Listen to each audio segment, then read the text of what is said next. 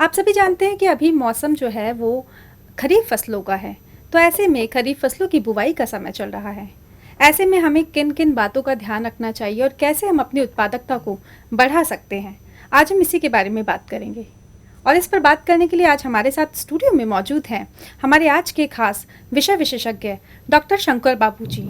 तो आइए मिलते हैं इनसे और रूबरू होते हैं और शुरू करते हैं हमारा आज का कार्यक्रम खेती बाड़ी। डॉक्टर शंकर बाबू जी, आपका कार्यक्रम खेती बाड़ी में बहुत बहुत स्वागत और अभिनंदन। तो डॉक्टर शंकर बाबू जी, जैसे अभी समय चल रहा है फसलों की बुवाई का, तो ऐसे में हमारे किसान भाई बहनों को ऐसा कौन सा विशेष कार्य करना चाहिए ताकि उनको उत्पादकता ज़्यादा मिल सके और मुनाफा भी ज़्यादा प्राप्त हो सके? देखिए किसान भाइयों, अच्छी पैदावार लेने के लिए, अच्छी उपज लेने के लिए आप हर साल बढ़िया बीज तो काम में लेते ही हैं, साथ में उर्वरकों का उपयोग भी करते हैं। डीएपी है, यूरिया है, सुपर फास्फेट है, इनका उपयोग आप करते ही हैं। परंतु अब थोड़ी सी और समझदारी की आवश्यकता है, और वो मैं बात इसलिए कह रहा हूँ कि राज्य में 2 करोड़ से अधिक किसानों को मृदा स्वास्थ्य कार्ड दिए हैं। तो ज़मीन को जितनी आवश्यकता है, जिस फसल के लिए जिस पोषक तत्व की आवश्यकता है उतनी मात्रा में हम देंगे तो इसके 2 फायदे होंगे।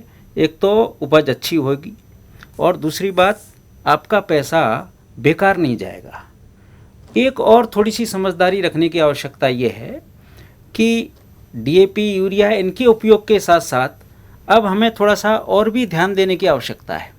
जैसे बहुत सारी फसलों में गंधक की कमी है, सल्फर की, और बहुत सारी फसलों में कैल्शियम की कमी हो जाती है, क्योंकि हर साल दर साल हम एक ही फसल उस ज़मीन पर लेते आ रहे हैं। जैसे सोयाबीन वाले क्षेत्र में लगातार हम सोयाबीन की खेती कर रहे हैं, मूंगफली वाले क्षेत्र में लगातार मूंगफली की खेती कर रहे हैं।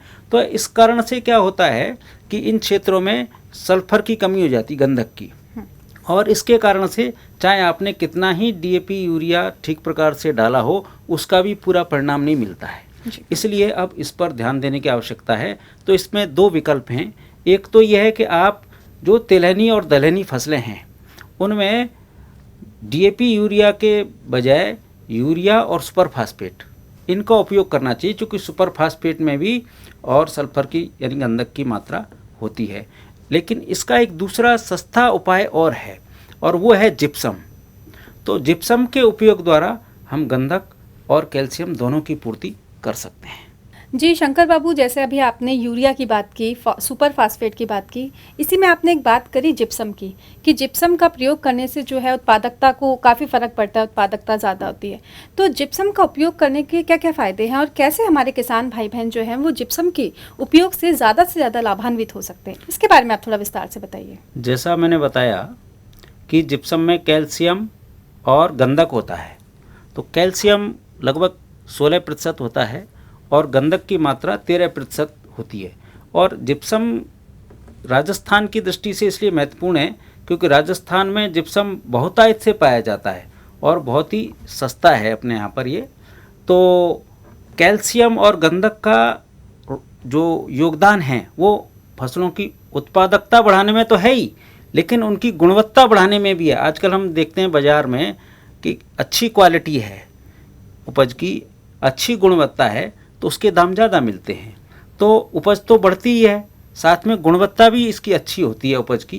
तो इस कारण से तो कैल्शियम का एक फ़ायदा ये है कि कैल्शियम से जड़ों का विकास अच्छा होता है। और आप कहते हैं ना अपन सामान्य भाषा में, भाई इसकी तो जड़ें बहुत मजबूत हैं। तो जिस पौधे की जड़ें अच्छी प्रकार से विकसित होंगी तो वो क्या करता है कि पौधा नीचे ज़मीन में से पानी भी गहराई से सोख लेता है, पानी भी गहराई से प्राप्त कर लेता है, और जो पानी के साथ मौजूद जो पोषक तत्व हैं उनको भी पौधे को उपलब्ध करा देती हैं जड़ें। तो एक तो ये फ़ायदा होता है। और राजस्थान में क्या होता है, कभी कभी बीच में सूखे की स्थिति भी आ जाती है, लेकिन जब जड़ें अच्छी तरह से विकसित होंगी तो सूखे का प्रभाव भी कम पड़ता है। तो इसलिए कैल्शियम का तो ये फ़ायदा होता है।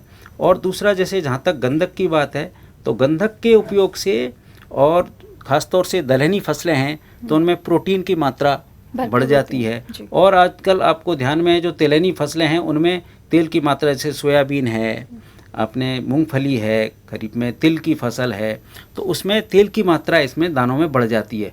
और इनके दाने बहुत सुडौल और आकार भी बहुत अच्छा होता है, देखने में दाने बड़े आकर्षक लगते हैं। तो इस प्रकार से गंधक और कैल्शियम दोनों ही और इससे मिल जाते हैं जिप्सम के द्वारा।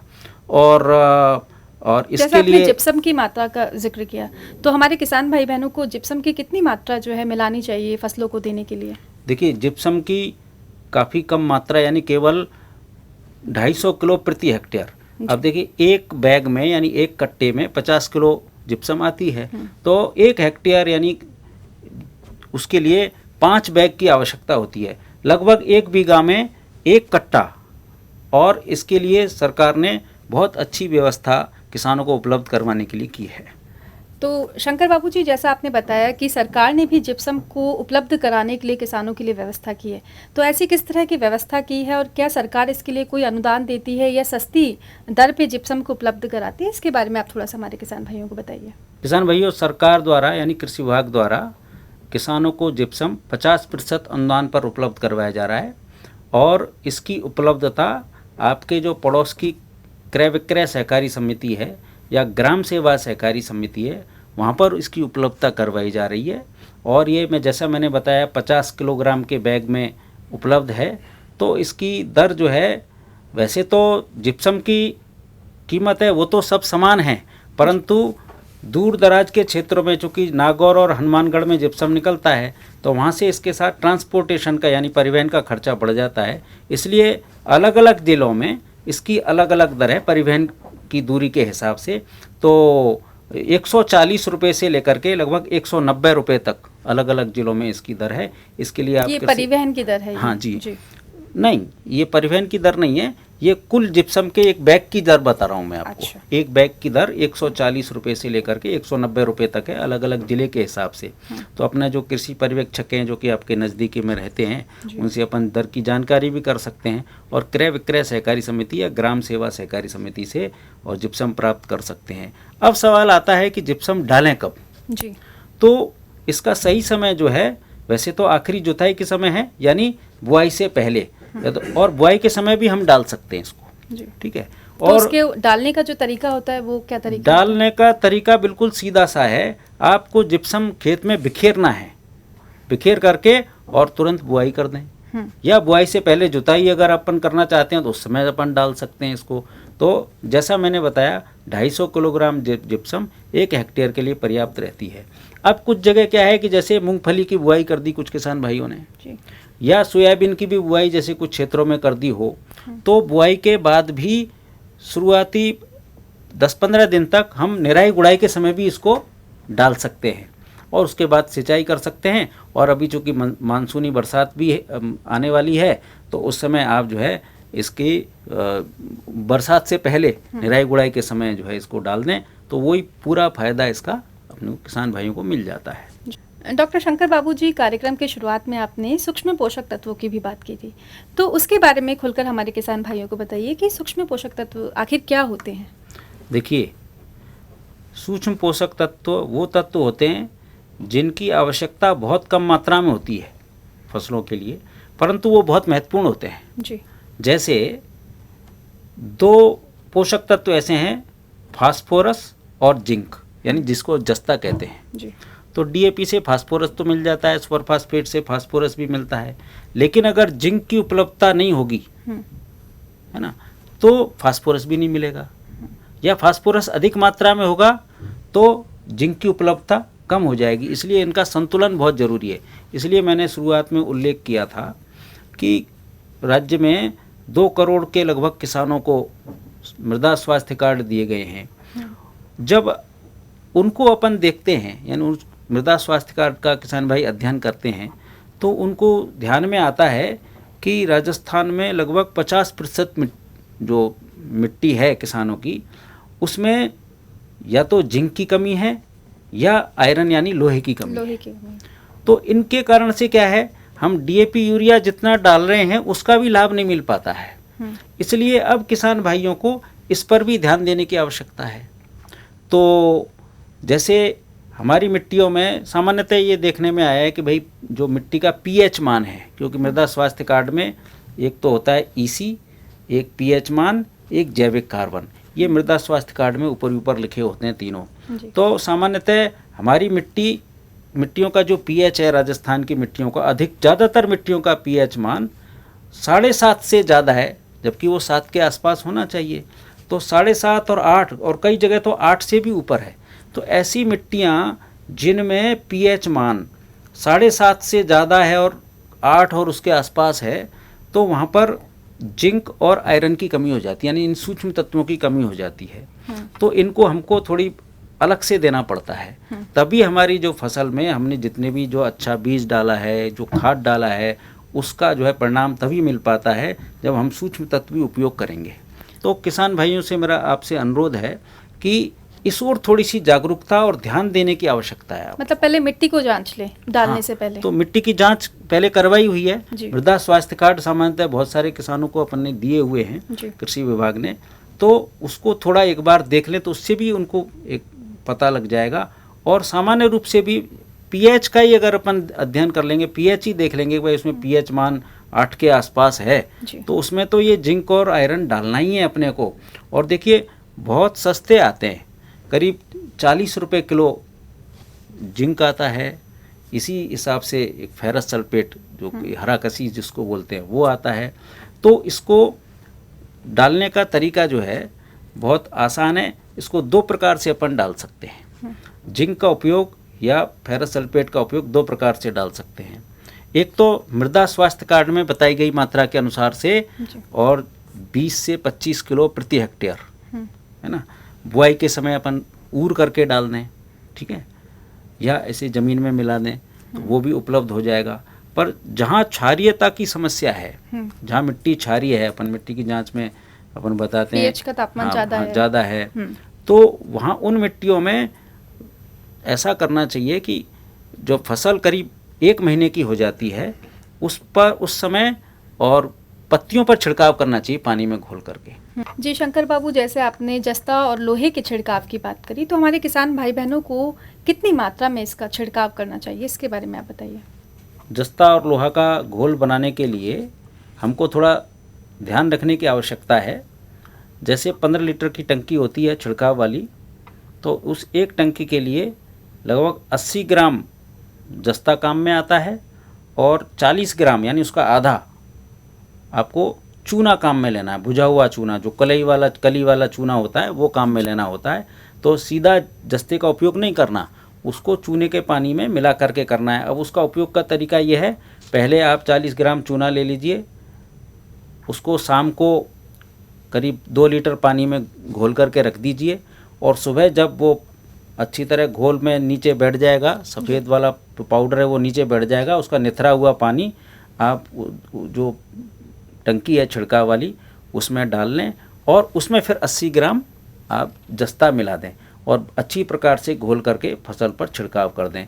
और यही तरीका जो है और यही मात्रा उसकी है लोहे की। तो उसमें फेरस सल्फेट आता है, हरा कसीस जिसको बोलते हैं, उसको भी इसी प्रकार से 80 ग्राम हरा कसीस और 40 ग्राम भुजा हुआ चूना, ये दोनों इसी प्रकार से काम में लेने हैं। तो ध्यान रखने की आवश्यकता ये है इसमें कि जो पहले चूने का घोल का पानी बना लें और उसका निथरा हुआ पानी काम में लेना है। पूरा पानी ऐसे काम में नहीं लेना है, निथरा हुआ पानी काम में लेना है। उसमें फिर आपको जस्ता या लोहा का जो हरा कसीस है या जिंक सल्फेट है वो आपको मिलाना होता है। तो इस प्रकार से आप जो है ये काम में ले सकते हैं। तो इसका जो उपयोग है या जो प्रयोग है इसका, वो कितनी बार हमारे किसान भाइयों को करना चाहिए? सामान्यतः एक बार 30-35 दिन की अवस्था पर काम में लेना चाहिए। और देखिए इसकी खास पहचान और है कि जिंक की कमी होती है, यानी जस्ते की कमी होती है, तो आपको जगह जगह ऐसे चकत्ते में एक जगह एक स्थान पर, फिर थोड़ी दूर में दूसरे स्थान पर, ऐसे चकत्ते में, और आपको पौधे जो है ना वो पीले पीले रंग के दिखाई देंगे जी। और आपने चूँकि क्या होता है, अभी यूरिया का भी आपने जैसे बुरकाव कर दिया, उसके बाद भी अगर पीलापन है, इसका मतलब जिंक की कमी है, जस्ते की कमी है, ये खास पहचान होती है। उस क्षेत्रों में आप विशेष रूप से अपने को और छिड़काव दोहरा सकते हैं अपन उसको 10-15 दिन बाद दोबारा से दोहरा सकते हैं। तो इस प्रकार से उसकी पूर्ति हो जाएगी। और ख़ास बात यह है कि भाई जिंक की कमी होने से क्या होता है, एक तो जड़ों का विकास भी कम होता है। जिंक की कमी होने से पौधों की बढ़वार रुक जाती है, पौधे बौने हो जाते हैं। और ख़ास पहचान जिंक और लोहा की कमी का यह है कि जिंक की जो है कमी होती है तो ऊपरी वाली पत्तियों में होती है। अच्छा। जबकि अगर नत्रजन की कमी से यानी यूरिया की कमी से अगर पीलापन है पौधों में तो नीचे वाले पत्तों में। तो ये पहचान किसान भाई ध्यान रखें कि अगर यूरिया की कमी यानी नत्रजन की कमी है तो नीचे वाले पत्तों में वो पहले पीले होते हैं, और अगर ऊपर वाले पत्ते पीले हो रहे हैं, हाँ। इसका मतलब जस्ते की कमी है। तो डॉक्टर साहब, हमने जिप्सम के अनुदान की बात तो कर ली कि जिप्सम पर भी सरकार अनुदान देती है, तो क्या इस तरह से सूक्ष्म पोषक तत्वों पर भी किसी तरह का कोई अनुदान मिलता है? उसके बारे में आप बताइए। किसान भाई, इस बार माननीय मुख्यमंत्री जी ने अपनी बजट घोषणा में ये कहा था कि हम किसानों को 1 लाख किसानों को और सूक्ष्म पोषक तत्व हैं उसके किट उपलब्ध करवाएंगे। तो इसी घोषणा के दृष्टिगत और राज्य के 1 लाख किसानों को सूक्ष्म पोषक तत्वों के किट 90% अनुदान पर उपलब्ध करवाए जा रहे हैं, यानी अधिकतम अनुदान लगभग 1000 रुपये प्रति कृषक। ये व्यवस्था सरकार ने की है। तो अभी जिलों में ये किट पहुंच गए हैं और हमारे विभाग के जो कृषि पर्यवेक्षक हैं, सहायक कृषि अधिकारी हैं, उनके माध्यम से ये किट वितरित करवाए जा रहे हैं। और जैसा मैंने बताया, बहुत सस्ती दर पर जिंक सल्फेट या फेरस सल्फेट बाज़ार में भी उपलब्ध है। वहाँ से भी किसान भाई विक्रेताओं के यहाँ से ले सकते हैं। लेकिन ख़रीदते समय ये ज़रूर ध्यान रखें, बिल ज़रूर लेवें, ताकि आपको जब बिल लेते हैं तो दुकानदार एक तरह से ये सुनिश्चित करता है कि आपको एक गुणवत्ता वाला उत्पाद दे रहा है ना, ये ध्यान रखना चाहिए। और जिप्सम आप क्रय विक्रय सहकारी समिति या ग्राम सेवा सहकारी समिति से जब खरीद रहे हैं तो मेरा एक और अनुरोध है किसान भाइयों से कि आप थोड़ी ज़्यादा मात्रा में खरीद लें, क्योंकि 250 किलोग्राम प्रति हेक्टेयर के हिसाब से तो आपको फसलों में डालना है। और 2-4 बैग ज़्यादा खरीदेंगे तो उसका फ़ायदा ये होगा कि आप जब वो सुपर कंपोस्ट, कई बार घर पे कंपोस्ट बनाते हैं, गोबर कूड़े कचरे से जो खाद बनाते हैं, उसमें भी जैसे एक परत आपने गोबर की लगा दी, फिर कूड़े कचरे की लगा दी, फिर उसमें थोड़ा सा जिप्सम डाल दिया, फिर कूड़े कचरे की परत लगा दी, फिर गोबर की लगा दी। इस प्रकार से तो आपका जो खाद होगा उसमें फिर प्राकृतिक रूप से ही यानी आपके कैल्शियम और गंधक की मात्रा उपलब्ध होगी आपकी फसलों के लिए। तो अगले आने वाली फसल में भी आप बहुत गुणवत्ता युक्त खाद काम में ले सकेंगे। तो इस प्रकार मतलब जो साधारण खाद हम बना रहे हैं अपने घर में, तो उसमें भी हम जिप्सम का इस्तेमाल कर सकते हैं? बिल्कुल जी। तो डॉक्टर साहब, जैसे आपने बताया कि किसान अगर मान लीजिए जिप्सम को अपने खेतों में डालता भी है या डाल लेता है, तो उसको कितना अनुमानित जो है फ़ायदा मिलता है और उसकी उत्पादकता कितनी बढ़ती है? इसके बारे में आप बताइए। देखिए किसान भाइयों, 250 किलोग्राम जिप्सम पर लगभग 700 से 1000 रुपये का खर्चा आता है, अलग अलग ज़िलों में अलग अलग दर के हिसाब से। और वैज्ञानिकों का ये मानना है कि इससे लगभग 8 से 10% उपज में बढ़ोतरी होती है। यानी सीधा सीधा हिसाब लगाएं अपन, मूंगफली है, सोयाबीन है, या तेल वाली जैसे तेल की फसल है, तिलहनी जो भी, तो तिलहनी फसल है, या दलहनी फसल है, मूंग है, उड़द है, मोठ है, इनमें 8 से 10% की वृद्धि होती है उपज में। तो इसके हिसाब से लगभग 1.5 से और 3000 रुपये का फ़ायदा होता है। यानी सीधी सी बात यह है कि आप 1 रुपये खर्च कर रहे हैं तो 2 से 3 रुपये का आपको फ़ायदा उसमें होता है।